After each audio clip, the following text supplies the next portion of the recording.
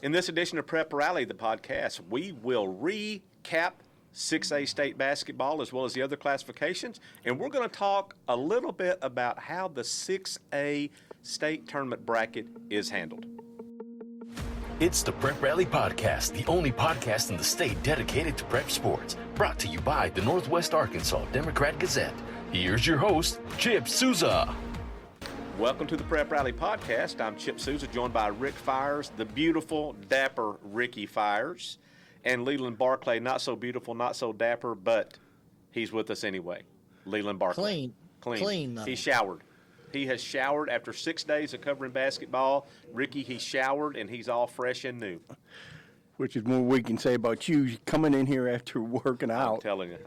I'm glad you're on the other side. Well, you're glad you're on the other side of the table. So, but we're going to talk a little basketball. Leland, we're going to break this down. We're going to go boys first, and then we're going to kick over to the girls. So let's talk on the boys' side first. Let's start in the 6A, where Rogers was the host of the 6A state basketball tournament. Had some great games. Ricky, you and I were over there, saw some great games on the boys' and the girls' side. On the girls' side, it was an all-central affair. And on the boys' side, Springdale got in on the West, and they beat another team from the West, Bentonville West, to earn their chance to go to the state championship game for the first time since 2013. You know what? Bentonville West was the champions of the 6A West Conference. Yes. But, man, Springdale, man, they got some great players.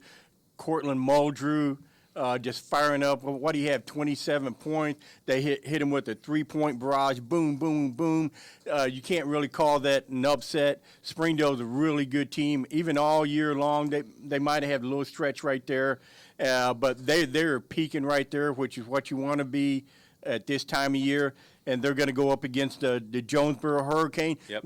I saw Jonesboro look fantastic in the first round. They just blew away. What they beat Bentonville? 61-28. 61-28. Then they come back 2 days later, and they really struggled against Cabot. Well, and Ricky, third time they played each other. You know, when you play a team three times, they should know what you do, and you know what they do. And it should be a close game, and it was. And I'm telling you what, Jonesboro was fortunate to win that game. They absolutely were fortunate to win. So Springdale's got a really good shot there, I think. So can't wait for these games at Hot Springs. Getting started on Thursday morning, right? On Thursday at noon. So Springdale boys against the Jonesboro. That will be played at 1:45 on Friday. That's the 6A boys state championship game. A little bit of a shameless plug. I will have a story on Springdale's Cy Bates. Now he's number 11. Number 11. He was tough. He is not the top scorer. Nope. He may not be the top rebounder. I don't know if he's a top rebounder or not, but let me tell you what he is on that team. He is the guy that brings his hard hat and lunch pail, and he goes to work when those games start. He is a blue-collar guy if there ever was one, and he does what us old-school guys, Leland, would call the dirty work. He does the dirty work for Springdale. You know, I saw them the first game of the year. They played Southside, at Springdale. And I thought Springdale at that time was the best team in the conference. Yeah. Because of everything they do. I mean, gosh, you've got Seeley and Muldrew, who's the scorers. Gazaway comes off the bench, or did at that time, who's a vital part of the game. You've got Tangness, who's very good. Tevin Tate inside. He's a man. There's nobody that's going to outmuscle him inside. He there's only one basketball to go around, so he doesn't score much, but man, he is a presence inside. And then, like you said, Cy Bates plays a vital role to that team. Ricky, and when I say team, they're all. Yeah. I'm going to tell you right now, Ricky, you'll back me up on this. Leland, you didn't see it, but I'm going to tell you this.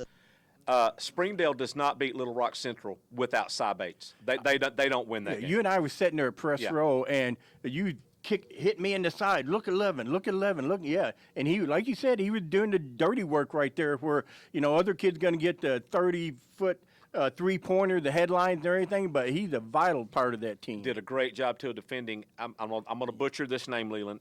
Anon Boateng. I think that's how you pronounce it. Anon I think that's Boateng. correct. Little Rock Central. Oh my God, fabulous player. Fabulous player. Yes. No doubt why Arkansas is on him. But Cy Bates did a good job. And he still got his points. But let me tell you something. He got worked over. Cy Bates worked him over up one side and down the other. And I was talking to Jeremy Price yesterday, which, by the way, congratulations to Jeremy Price in getting to a state final. It's awesome for one of our guys, Ricky. One of our Springdale boy, one of our guys. And he was talking about Cy, and he said, sometimes, it's hard for kids to come in and want to accept that role of not being the top scorer, of wanting to do that box out work, that dirty work, that guard the other team's best player kind of mentality. But that Cy Bates bought into it because he was a transfer. He came in from Bentonville West, where his kind of a family thing. His family had moved and relocated into Springdale. What a great thing for Jeremy Price that happened. Yep. You already had Muldrew, already had Seeley, and he came in and said, okay, those guys are going to be that's 40 points a game right there. I don't have to be a scorer. I'm going to do this because the number one thing, Ricky, that he wants to do, he wants to get that dub. He wants to get that win, and whatever he needs to do to help that team win, that's what he does. And speaking of Jeremy Price, I think we're all old enough to remember when he played. I'm sure Lee. Heck of a player. Him and Kordsmeyer, the big man Kordsmeyer, I remember him. And Jeremy Price, man, he was smooth at the guard kind of forward position. Didn't Jeremy play for a state championship as a player? I'm not sure. Yes, he did. He played in the state championship game in '98 because for Charlie Smith. Yeah, he was on that team that lost in the championship game. In fact, this is Springdale's 4th state championship game appearance. And he's actually been a part now of 3 of those 4 because he was an assistant on that 2014 team that I think they're kind of a de facto state champion, I think, in 2014, because that was the team that Little Rock North Little Rock had KJ Hill on. Yeah, that's right. That 11 months later vacated. Because that's the big word now. Yeah. Vacated that state championship trophy along with 24 victories from that season. Yeah. That was the team and I think it was only an 8-point game that North Little Rock won by. So kind of by de facto, Springdale won that state championship. And of course, Brad Stamps was the head coach on that team. Yep. And his assistant was Greg White. Yes. Yes, exactly. Yep. And then also Jeremy Price had been at George Junior High for several years. And I think that was his first year to be kind of an assistant and help out with the high school staff. Yeah. And you know what? And going back, kind of tying all this together, there is nobody smiling more than after Springdale qualified to go to the state than his mother and his dad. Steve, I saw them all there. They were just beaming. Oh, they were beaming. So that's happy for them and their family. He's the son of a coach. Yep. So. Yep. So Springdale boys, Jonesboro boys, 1:45 on Friday. Let's skip down to 3A, where the Bergman boys, Ricky, all the girls get all at Bergman, and rightfully so. They get all the publicity and all that. But the Bergman boys, Ricky, this just in, they're pretty good. And they are going to be in the 3A state championship game. They will play Saturday at 7:45 against Manila. And a great job there. Bo Martin, great job at Bergman getting the boys there. And they rolled in there. They dominated their side of the bracket, Leland, at the 3A state tournament at Lamar. They dominated it. Oh, absolutely. And you're right. Bergman gets a lot of the publicity for the girls. But, they were very good that week. Yeah, absolutely. Hey, Walker Patton, I did my preview story on him. I remember when we had our NWA Media Day, and he was bouncing around, he's smiling, and he wears number 55. I said, man, where you wear number 55? That's all like me. I was the backup offensive pulling guard. Yep. Where number 50? He said from Jason Williams. There you go. When he played for White Memphis. Chocolate. White yes, Chocolate. Sir. White Chocolate. And I said, so you're the White Chocolate of the Hills, right? Yeah. He said, Yeah, I am. I guess I am. White so, chocolate. man, he can play. He's very colorful. Hey, you know what? I know these teams from East. Bergman beat Rivercrest. Yes. Rivercrest is well known for football. You know they got some athletes. Yep. Manila's always, that's a little town just the other side of Caraway where I'm from, and for 40 years they've had good. So that's a great matchup right Should be there. a great matchup. Now, Leland, we're going to talk about the team that you followed all the way through the state tournament and who you followed pretty much all year long, the 44-0 County Line Indians. Woo, Leland, 44-0. Yeah, that's but I don't think that's a lot of times when a team carries that, especially that 0 on that right hand side, it kind of becomes an albatross. But I don't think so. This team has been focused on getting back to the state championship game. The end of that state championship game last year when they lost to Bradley 44-41. I think they still feel like that maybe there was a little bit of that they could have won that game, and maybe a call here and a call there. So they've been very focused all year, and they have all the ingredients obviously they're 44-0, so they have all the ingredients of being a state championship caliber team, especially with a coach. This is his 18th year at County Line, and they've won at least 30 games every single season, and they've made the state tournament all but one of those seasons. Wow. That is Joe Brunson. He's talking about Joe Brunson, and he, if there's ever was a guy, and this is funny though, Leland. I think you and I might have talked about this. I can't remember now that I think maybe you wrote a story or Harold McAvane wrote the story that Joe's coach in high school didn't recommend that he become a coach. He said, "Son, I just don't see that in you. I just don't see you being a coach." Well. But like we would say in the country, Ricky, he couldn't have been wronger about that. Yeah. Well, I think, Kevin wrote that story. Kevin Taylor did. That's right. Probably about that was probably about 2 months ago now. Yeah. But I think the reason is, and he's very quiet. He's reserved. He doesn't have that usual maybe basketball coach demeanor that we see. He's not up every single second of every single game hollering and screaming. But I tell you, I saw something. It was a close game, the Saturday game that they, semifinal Saturday. He called them over to the bench one time, called a timeout, and he called them over.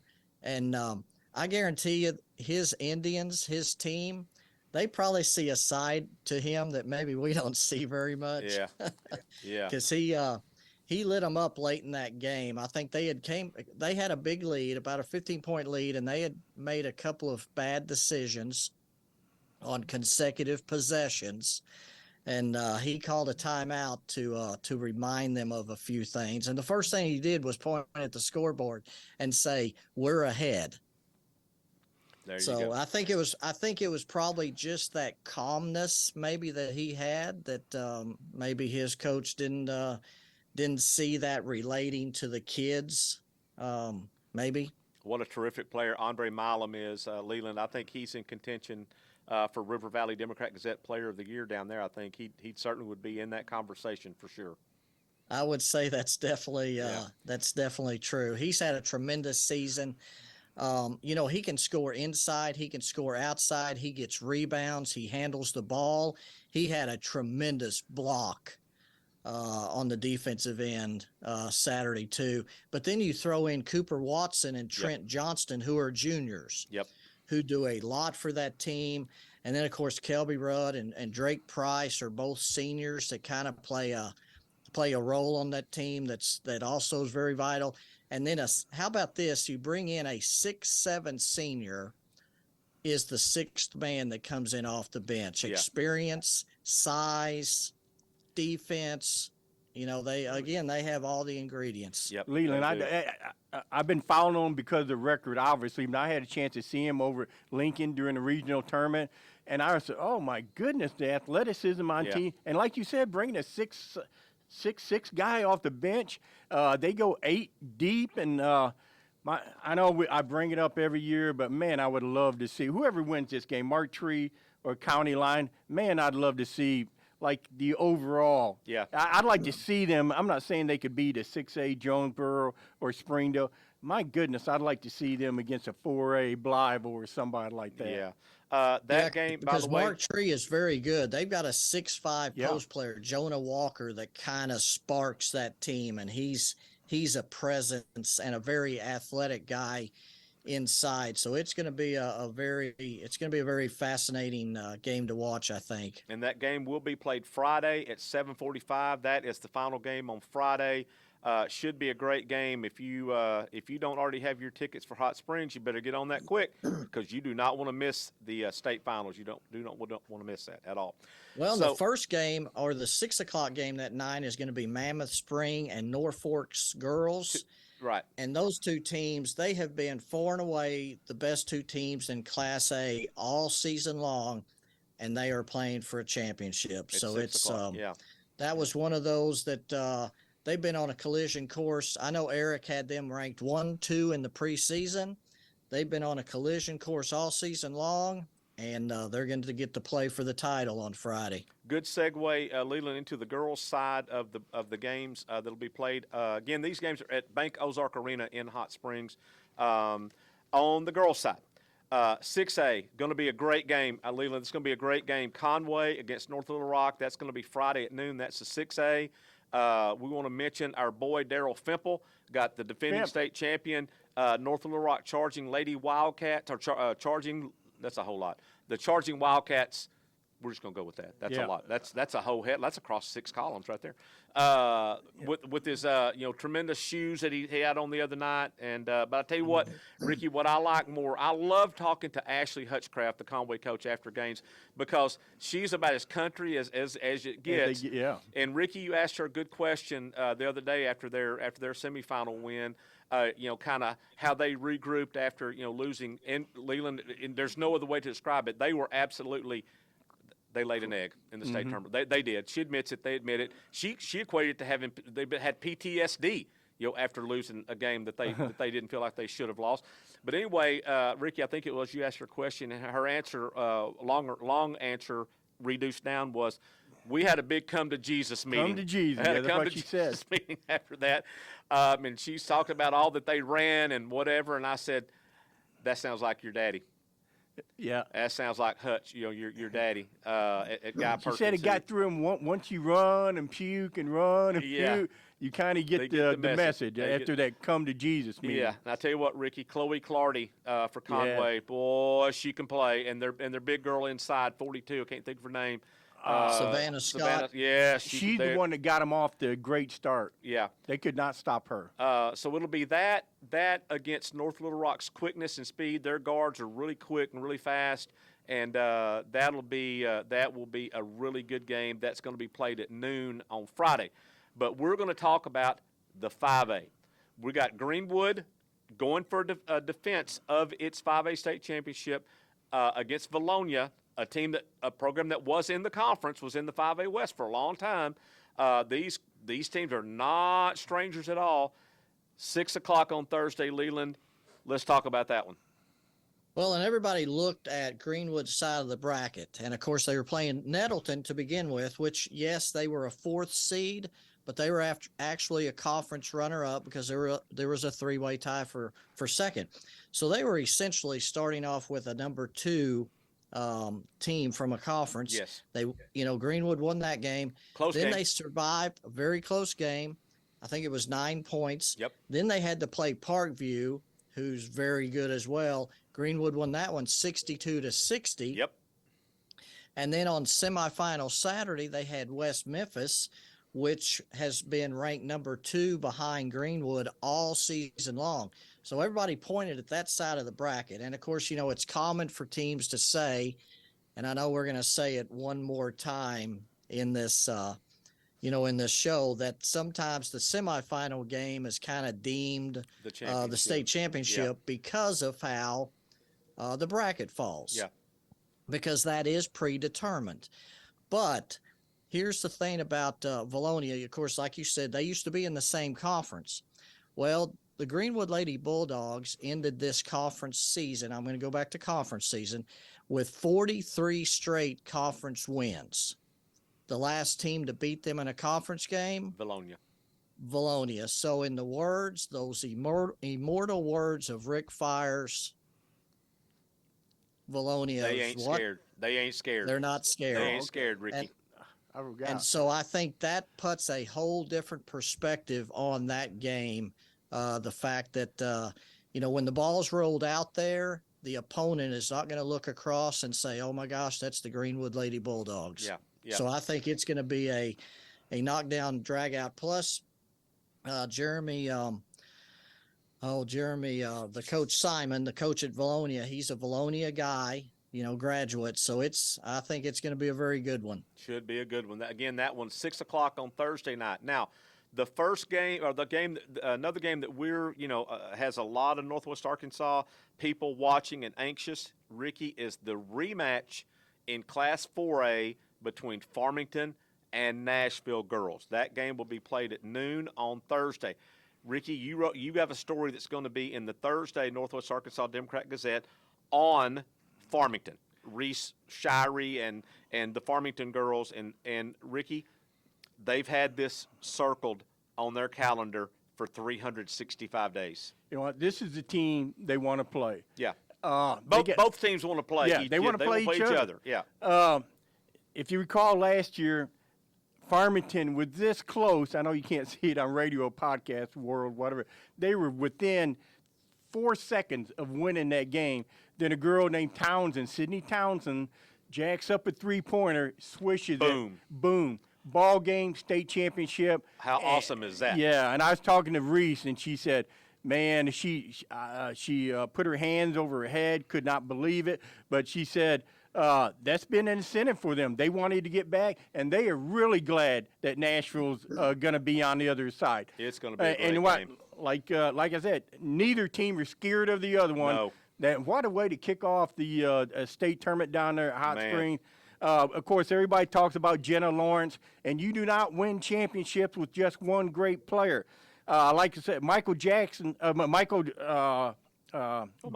Michael Jackson had 4 brothers that helped too, but yeah. Michael Jordan didn't start winning championships. He didn't do it alone. Michael Jordan didn't start winning championships. Until some dude from Hamburg showed up in Scottie Chicago. Pippen. Yeah, and some of the others showed up. That's him. So you got to have a strong contingent around you, and that's what Jenna Lawrence got. Reese, everybody should know that she's the daughter of Amber, one of our favorite players, former University of Arkansas, from Newark, Arkansas. And as soon as I got through talking to her and she had to run out to practice, I said, by the way, are you big enough and good enough to take Amber out in the driveway or in the gym? She said, all day long. She'd take her all day long. So they got some great players over there. And I don't know where I'll be. I got to be in front of TV or something watching this game tomorrow. It'd be going to be exciting. Two absolutely fantastic teams in Nashville and Farmington. This one, Ricky, I think can go either way. I think Nashville is like 29-3, and I believe Farmington's 35-1, 35 or 34 something like that, and 1. 35-1. 35-1. So it's going to be a great game between two absolute titans in Class 4A as they go at it again.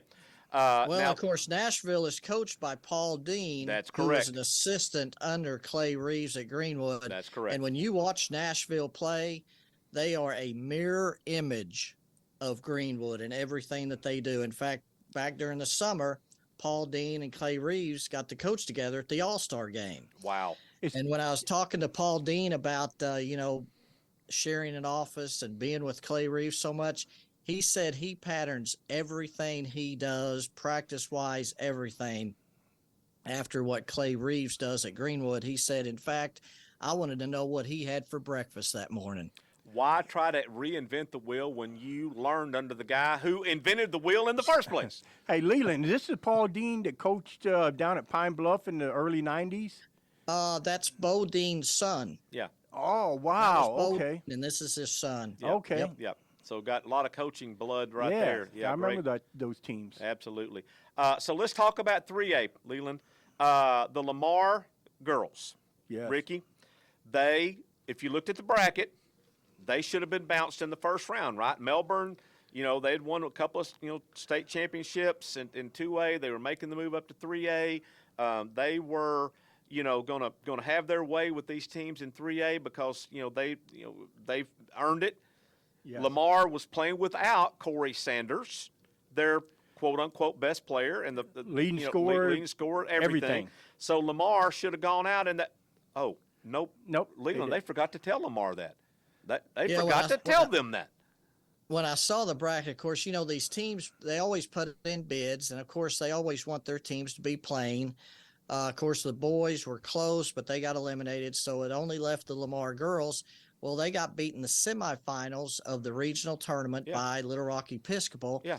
And then they won the third place game. Well, now that makes them a third seed in the, in the tournament. Yeah. And now they're playing Melbourne, who, by the way, they were 43-0 last year. Yeah. Yeah. So I thought, well, they got without the Jenna host, Lawrence, by the way, who had moved to Farmington. Yeah. Yeah. And of course, like you said, I got a text or saw a We keep losing Leland. He keeps getting locked tweet up or down something there. that morning that they were going to be without the. Hey, go ahead and say the last part again. It's been a tough season for them. Yep. Yeah. Let's talk about Lamar. Let's go back and talk about Lamar again a little bit. All right. So no Corey Sanders. They beat Melbourne in the first round. I mean, this is a game that nobody thinks they're going to win except for probably just the girls dressed in orange and black, and they win that game. I'm going to say this, Leland, the momentum gained from winning that game and proving that they could do it without Corey Sanders was huge for them in the next two games. Oh, absolutely. I think it was probably the impetus that set up everything, which, like I said, Lamar was the third seed coming in. And then they get to play Lamar, who's 43-0 last year. And you think, well, it was a nice season for them. Yep. But they win that game, and then they beat McGee, I think, pretty handily. And then again, you look at the bracket and you think, well, gosh, now they've got to, play Bergman on semifinal Saturday. And Carly Williams, senior, she went off has on a great game, scores 8 points in the fourth quarter, ends up with 15 points, 5 rebounds, and leads them to a 41-39 win on semifinal Saturday. Huge story for Lamar. They had lost a young member of their team in January who was killed in a car wreck. They've had to deal with that. They took Leland what was about 8 or 10 days off to kind of regroup after that shocking. I think probably thing. that and the weather. I think it was 11 days, a week and a half. Yeah. So they have overcome, some big odds, Ricky. And looking across the floor at Melbourne and Bergman or whatever, that pales in comparison to what odds they had already overcome just to continue their season to get to where they were. I tell you, things of what they've gone through, that's the epitome of a team. It's brought them closer together. And I think you're seeing the results of it. You can go by individual stats and stars and individual performances, but the team is still the one that gets you to the state finals is exactly where they're at. Absolutely. So they will play Salem at 6 o'clock on Saturday for the Class 3A state championship, and it should be a good one.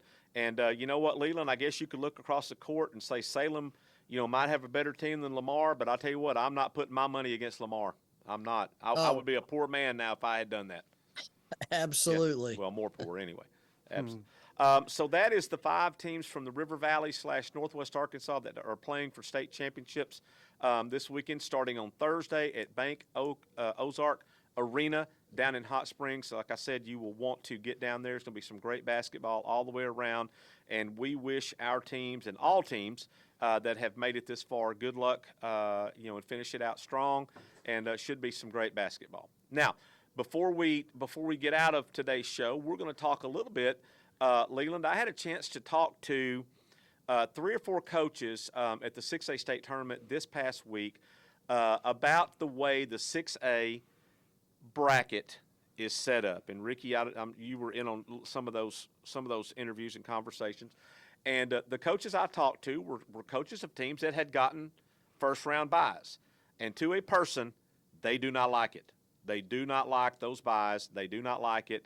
And they would like to see them be taken away. And I believe it was either Wes Swift at Jonesboro or one of the I can't remember which coach. It could have been Greg White, but I think it was Wes who said, We are not football teams.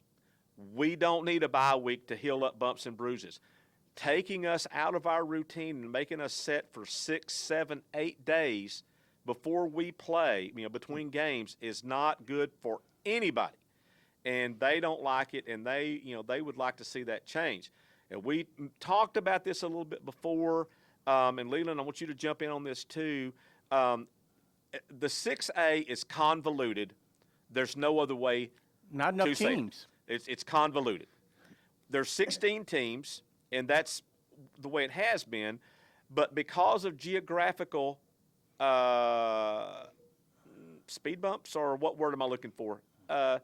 Maybe Where they're located? Yeah, Central Arkansas, Northwest Arkansas? The thing was, when they split North Side and South Side, that was not a good thing. They had to rectify that. When I say they, I'm talking about the Arkansas Activity Association. They had to rectify that because was not right. Okay, but they were trying to keep 8 and 8 because that's the perfect 8 and 8. It's the perfect square. You tie a little bow on it. It's 8 and 8. The only problem is you've split a town in two, and you got kids from North Side being on a bus forever, and you got kids from South Side making the trip to Northwest Arkansas, which it's a much quicker trip to come up to Springdale than it is to go to Little Rock. I mean, it just is. And so they did the right thing by pulling North Side back into the 6A West. The only problem is there was no team to take out to make it 8 and 8, so they had to make it a 9 and 7. Okay, they made it a 9 and 7. So that means that in the Central Conference, 6 of those 7 teams get into the state tournament. On the West side, 6 of 9 teams get in the state tournament. And you can say what you want to about it, but that's not a fair equation. That's not fair, I don't think, to those teams in the West. It's just not. So how can you eliminate a couple of things? A, the 7 and 9 thing. How do you fix that? Well, you can't. There's no way to fix it. There's no way to fix it and keep it fair for North Side and South Side. There's just no way to fix it. And until another school from up somewhere grows and grows into a 6A size school, there's going to be the North Side, South Side thing. Okay, that's just the way it's going to be. My suggestion, and what the coaches I talked to, their suggestion was, why don't you just put all 16 teams in the state tournament? And I don't care, Ricky, if they're 2 and 20. I don't care. You know what? You made the argument, they do it in the conference tournament. I don't want to see 1 and 23 team in a state tournament. I just don't. There's not enough teams in the largest classification. They messed it up when they allowed some of the Benton and some of them to split. They should never allowed that. Maybe for football, sure, but not for basketball. Yeah. I don't know. What do you think, Leland?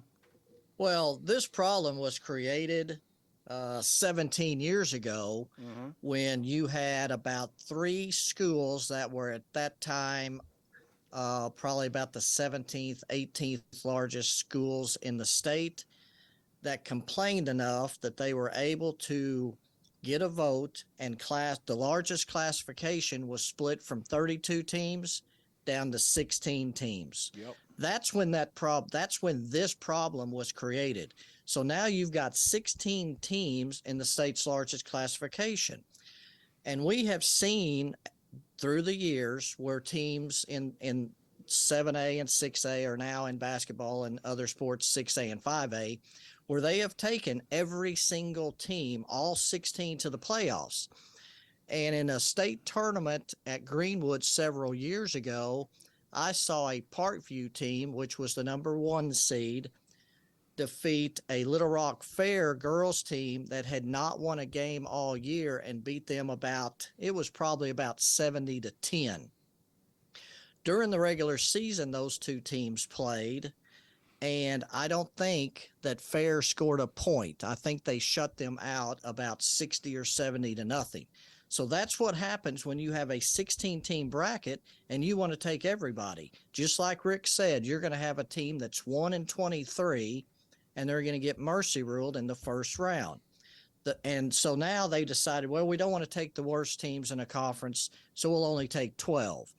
Well, a 12-team bracket is going to create 4 buys. It's just simple. That's Yeah. bracketology 101. And that's not what The coaches best want. way, Yeah. in my opinion, the best way to solve this, you take the top 4 or top 4 teams from each conference, and you have an 8-team bracket instead of a 12-team conference if you don't want first-round buys, Yeah. or 8-team brackets if you don't want a first-round buy. I was talking with the Jonesboro coach, Wes, after the game, after one of their games, and he said if the Bentonville boys had finished with the number 2 seed, and they were in that battle for the number 2 seed going into the last week of the regular season, and because of the odd 9 teams in that conference, every team had buys. They have buys in there, or an off week, or an open date, or whatever, open date. Yep.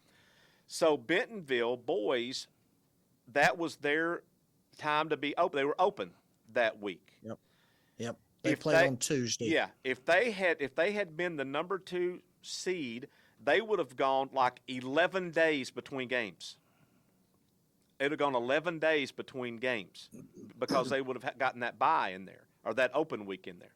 So that benefits anybody, and even if it's a 70-10 game, at least they're running up and down the floor, playing somebody, because you can't, you can say, well, we're going to scrimmage every day. That, you know what, you don't get nothing out of it. Here's the bottom line for me. Let me say this. We finished 5. My senior year in football, we finished 5-5, didn't make the playoff. You know why? Because we didn't deserve the playoff. Understand. The postseason, the state tournament should be a reward for an accomplishment, not just to fill out a bracket and let everybody run up and down and play. So I am against. That's just my opinion. Everybody got the. I don't want to see what happened with Parkview and who was it? Fair, the Little Rock Fair. I don't want to see that. Yep. Yeah. Postseason should be a reward. Yep. Well, I mean, and if you look at the 5A West right now, there's 8-team conferences, 4 of them. The top 4 go. Yes. Look at how exciting that last week of the season in the 5A West for the boys was this year. Yep. There were 6 teams battling it out for those spots, and it came down to the last quarter of the last game when Van Buren secured a playoff or a state tournament berth. The last quarter of the last game of the season. Yeah. Hey, contrast that to 6A West. We knew who the boys were for 2 weeks before the season was over. What six out of 8 teams are going to be in there? 6 out of 9. 6 out of 9. Yeah. So, yeah, I don't know. And as far as the 9 and 7 not being fair, I think if we look past 9 and 7, the travel part of that has to be that way. Okay, so now you're talking about 1 team and 1 not going. Well, okay, so a 7th place team in the West out of 9 didn't go. And it was, I think, Coach Kimberly Jenkins is the one that said, it's probably, I don't think a 7th place team really has much of a gripe about not being able to go to the state tournament. Well, I do, but I'll also go back to the other classifications where in 4A and below, all schools go to the state playoffs. All schools do. All of them do. They get a chance at the district level. If they can advance, they get to go to regional. If they can advance, they get to go to state. So they all make it. And I'm anti-buy. I'm with those coaches. I think that doesn't do any basketball team. We're not talking about football. And we're not talking about baseball. We're pitchers' arms. You're worried about pitchers' arms, where that buy is beneficial. We're talking about basketball. We're taking 6, 7, 8 days off. Does not really benefit those teams. But if you look at the smaller classifications, to be fair, those smaller conferences, they look at those top 2 teams and they say, hey, you guys have had a great season. You're worthy of playing past the district tournament, so we're going to eliminate the possibility of you having a bad game and your season ending. Correct. So we're going to give you a bye to the semifinals. Well, when's the semifinals? That's sometimes 6 days after that previous Friday night when they played their final game. So those teams are taking a couple of days off too, and sometimes those teams are playing a team that's played 2 games. They might have played a district tournament game on a Monday and a Thursday, and now they're playing in the semifinal. They're playing their third game that week against a team that's been off for 6 days. Yeah, yeah. I don't know. There's probably no correct answer. There's no right answer, no wrong answer. But I'm just telling you what the coaches and these are the coaches whose teams had buys I talked to. Well, these if they want to yeah. eliminate the buys, then you go 4-4, and you forget about the 5th and 6th place teams going to the state tournaments. That would eliminate the buy problem if the buy problem is that big of a deal. Yeah, they talked about it to a person, and they do not like it. They do not like it. They do not like being having that time off. They would rather play, and I'm not sure what the solution is. Maybe 6A. Maybe they need to have a conference tournament. Did Springdale receive a first round? No. Okay. No. Jonesboro did though. They finished third. Oh, so they had to play 3. And okay. Jeremy Price, they who were I talked third. to yesterday for this story I'm writing, said he was very glad that they played a first round game. Because Well, here's the bottom line. The 16th and 17th, 18th team, quit whining, get back, make it. Right now, 6A is actually a champion between 2 conferences.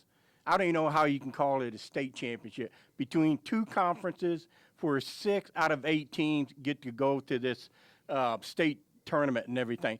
16, 17, 18, quit whining, get more teams in Arkansas' largest class. I understand for football, but basketball, get 18 teams in there. yeah, but understand this is not 16, 17, and 18 whining. This is 1s and 2s. Whining about it. I'm going to wait till after. And it's easy for the 1s and 2s to whine because they can easily say, well, there should only be 4 going, and then they're going to play a 1 versus a 4, Yeah. and there's no buys. Yeah, yeah. It's good for discussion. It's good for discussion. And I wanted to bring that up because this is what I got out of talking to coaches. There is that. I'm going to wait till it's all over and ask, maybe go to some of the different, maybe if Jonesboro wins and see. Yeah. I mean, it might sound like sour grapes right now to some, but if Jonesboro wins the state champ and he's still griping about it, then that tells me something. Yeah, yeah. I just know coaches, all coaches, not just basketball coaches, all coaches are creatures of habit, and they don't like anything that takes them out of a routine. And something I talked with Jeremy about a little bit about yesterday was when these, depending, different schools have different kinds of kids. Yeah. And giving some kids freedom is not a good thing. I'm just going to leave that like that. They can get themselves into trouble if you give them idle time. Kind of like me when I was in high school. Pretty much. That's why I'm looking at you like this. Yeah. So, there's that factor too, is that the more they can keep kids in a routine, some kids, the better it is for those kids. To me, Less there should be chance to- more schools in class, in the largest class. I could go with that too. I Yeah, could there's go with got to that. be more. I could go with that too. So before we get out close the show today, also we want to mention spring sports are underway. My goodness, we started baseball and softball first week right out of the box, conference games. So the conference play is already underway for baseball, softball, but not soccer. Woo. Soccer doesn't start, Man. again, because of the odd teams in the 6A West, the 9 schools in the 6A West. They will not start until April, and then it's going to be a sprint for those soccer teams. Well, I'm trying to do the schedule, and if girls are playing one day, instead of basketball, the girls are playing them boys. Yeah. The girls are playing here, and the boys are playing there, and it's kind of chaotic. And the coaches asked, "Why aren't you guys playing around?" He said, "If we started to play round robin like we did last year, we'd had to start on the February 27th." Like baseball and Yep. softball did. And he said we wouldn't have got to play any night. They want to play some non-conference Tournaments. They want games. to play tournaments. So Yeah, they do. it's Yeah. really chaotic. Yeah. Bringing Northside in.